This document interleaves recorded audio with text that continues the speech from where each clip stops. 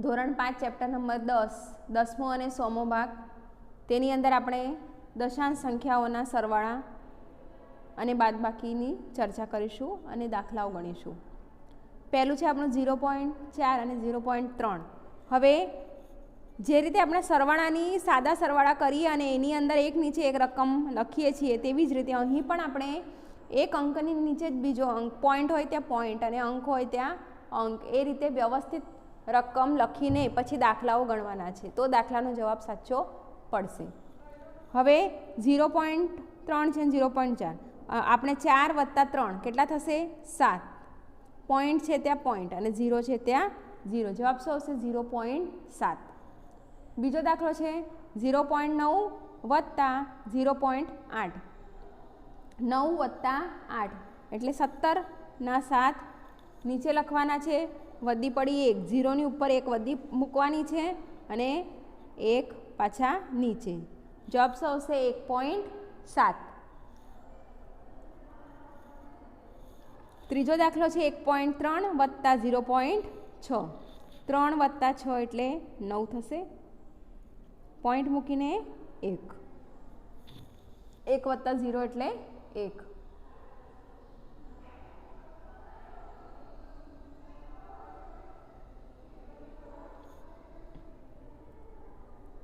હવે ચોથો દાખલો છે 0.8. આપણો દાખલો કંઈક આવો છે 0.8 વત્તા 14.9. તો આપણે પહેલાં 0.8 ઉપર લખવાના છે અને 14.8 જે છે તો 0ની નીચે 4 આવશે અને 1 આગળ જતા રહેશે એટલે 14.9 આ પ્રમાણે લખવાના છે. હવે સરવાળો કરવાનો છે, 8 વત્તા 9 એટલે 17, વધી પડી 1 એટલે 4, જ્યાં શૂન્ય છે ત્યાં 1 વધી જશે, 4 વત્તા 1 5 થશે અને 1, જવાબ આવશે 15.7. પાંચમો દાખલો છે 4.32 અને 3.8. આમ 8 છે બરાબર, પણ આપણે ભૂલ ના પડે એટલા માટે 8ની આગળ શૂન્ય મૂકવાનો છે કે જેથી સરવાળો કરવામાં આપણે ભૂલ પડે નહીં. તો આપણો દાખલો બનશે 4.32 વત્તા 3.80, 2 વત્તા 0 તો 2 જવાબ આવશે, 8 વત્તા 3 એટલે 8 અને 3 11 ના 1 વધી પડી 1, 4ની ઉપર 1 મૂકવાના છે, 4 ને 1 5, 5 અને 3 8 એટલે 8.12. છઠ્ઠો દાખલો છે 13.09 વત્તા 6.48, 9 વત્તા 8 17, 17 ના 7 અહીંયા આવશે, વધી પડી 1, 4 વત્તા 1 5 થશે, 6 વત્તા 3 9 અને 1, જવાબ આવશે 19.57.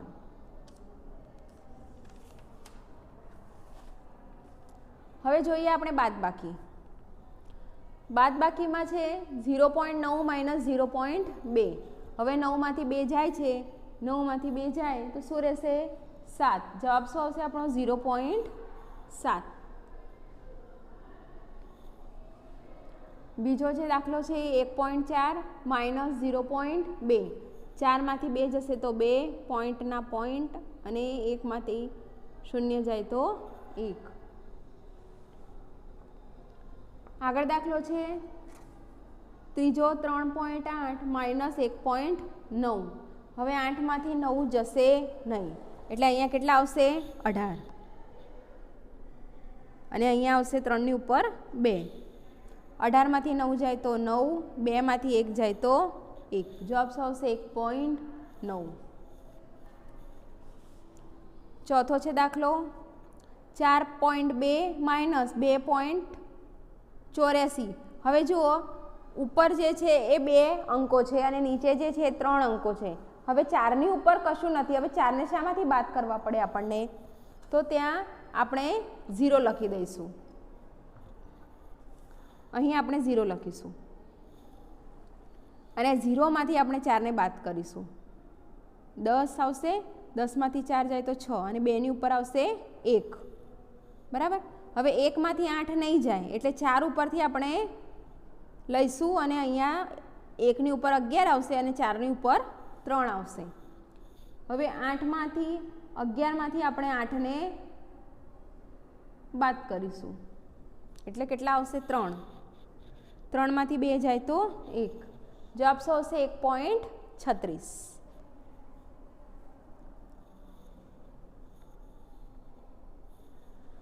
પાંચમો દાખલો છે 3 માઇનસ 1.62. હવે અહીં પણ 2 0 નહોતા, પણ હવે 62 શામાંથી બાદ કરીશું? તો 62ને બાદ કરવા માટે આપણે 3 પછી પોઈન્ટ મૂકીને 2 શૂન્ય મૂકવાના છે. આ રીતે 0માંથી 2 નહીં જાય, અહીંયા 10 આવશે અને અહીંયા 0ની ઉપર આવશે 9, 3ની ઉપર આવશે 2. 10માંથી 2 જાય તો 8, 9માંથી 6 જાય તો 3, 2માંથી 1 જાય તો 1. 1.38. છઠ્ઠો દાખલો છે 16.3 માઇનસ 9.31.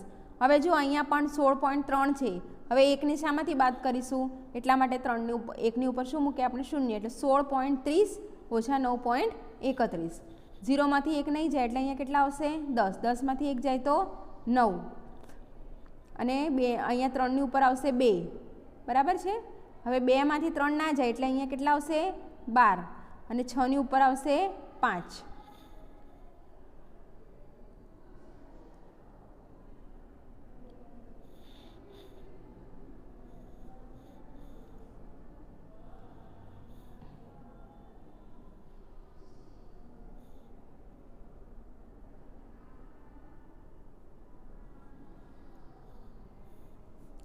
બારમાંથી 3 જાય તો કેટલા આવે? 9. હવે 5માંથી 9 જશે નહીં એટલે અહીંયા કેટલા આવશે? 15 અને 1ની ઉપર આવશે 0. 15માંથી 9ને બાદ કરવાના, 9 બાદ કરીએ એટલે 6.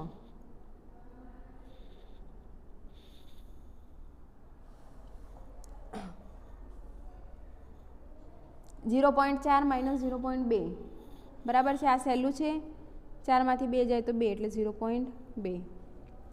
0.04 માઇનસ 0.02. 4માંથી 2 જાય તો 2, અહીંયા 0 છે તો 0 અને 0.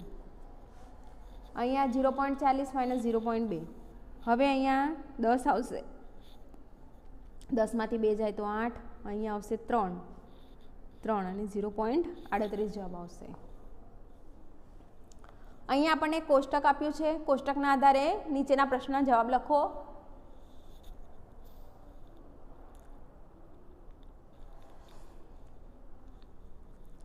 વાર છે, મહત્તમ તાપમાન છે અને ન્યૂનતમ તાપમાન છે. તો સોમવારનું મહત્તમ તાપમાન છે 35.4 અંશ સેલ્સિયસ, ન્યૂનતમ તાપમાન છે 23.9 અંશ સેલ્સિયસ. મંગળવારનું મહત્તમ તાપમાન છે 35.8 અંશ સેલ્સિયસ અને ન્યૂનતમ તાપમાન છે 24.4 અંશ સેલ્સિયસ. બુધવારનું મહત્તમ તાપમાન છે 35.7 અંશ સેલ્સિયસ અને ન્યૂનતમ તાપમાન છે 23.6 અંશ સેલ્સિયસ. એની ઉપરથી આપણે પ્રશ્નના જવાબ લખવાના છે. આપણો પહેલો પ્રશ્ન છે કે કયો દિવસ સૌથી વધારે ગરમ છે? બરાબર છે. તો આપણને કોષ્ટક જોતા ખ્યાલ આવે છે કે સૌથી વધારે ગરમ દિવસ મંગળવાર છે. કેમ કે શું થાય છે? મંગળવારે તાપમાન સૌથી વધારે હોય છે. અહીંયા આપણે લખીશું મંગળવારનો દિવસ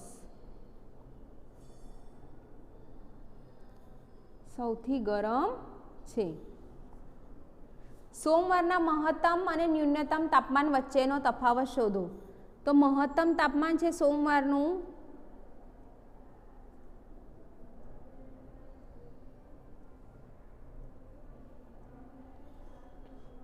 35.4 અંશ સેલ્સિયસ અને ન્યૂનતમ છે 23.9 અંશ સેલ્સિયસ. હવે આપણને તફાવત કીધો છે. તફાવત કીધો હોય તો કરવાનું શું? આપણે બંનેની બાદબાકી કરીશું. 15.4 માઇનસ 23.9. 4માંથી 9 નહીં જાય એટલે અહીંયા આવશે 14 અને 5ની ઉપર આવશે 4. 14માંથી 9 જાય તો 5 આવશે. 4માંથી 3 જાય તો 1 અને 3માંથી 2 જાય તો 1. કેટલા આવશે? 11.5 અંશ સેલ્સિયસ જેટલો તફાવત હશે. બુધવારના મહત્તમ અને ન્યૂનતમ તાપમાનનો તફાવત શોધો. એ બુધવારે મહત્તમ તાપમાન કેટલું છે?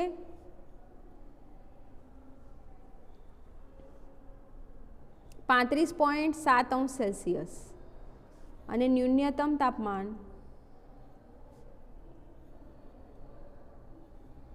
23.6 અંશ સેલ્સિયસ. બાદબાકી કરીશું 35.7 અંશ સેલ્સિયસ અને 23.6 અંશ સેલ્સિયસ. 7માંથી 6 જાય તો 1, 5માંથી 3 જાય તો 2, 3માંથી 2 જાય તો 1, 12.1 અંશ સેલ્સિયસ. ચોથો દાખલો છે, સોમવારનું ન્યૂનતમ તાપમાન અને બુધવારના ન્યૂનતમ તાપમાન કરતાં વધારે છે કે ઓછું છે? કેટલું? હવે જે સોમવારનું જે ન્યૂનતમ તાપમાન છે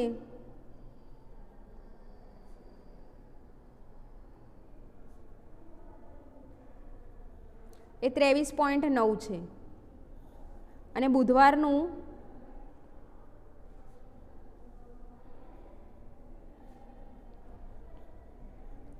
23.6. બરાબર. તો આપણને પ્રશ્ન શું કર્યો છે કે સોમવારનું ન્યૂનતમ તાપમાન બુધવારના ન્યૂનતમ તાપમાન કરતાં વધારે છે કે ઓછું છે? તો કેવું છે? વધારે છે. જવાબ આપણે લખીશું વધારે છે. હવે કેટલું વધારે છે તો શું કરીશું? મોટી રકમમાંથી નાની રકમને બાદ કરીશું. 23.9 અંશ સેલ્સિયસ માઇનસ 23.6 અંશ સેલ્સિયસ. 9માંથી 6 જાય તો 3, 3માંથી 3 જાય તો 0 અને 2માંથી 2 જાય તો 0. એટલે કેટલું વધારે છે?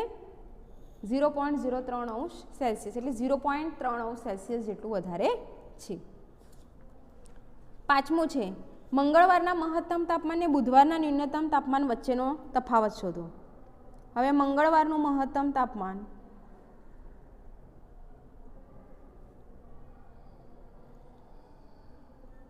35.8 અંશ સેલ્સિયસ અને બુધવારનું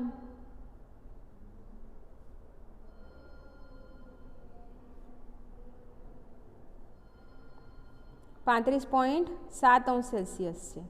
બંનેને બાદબાકી કરીશું.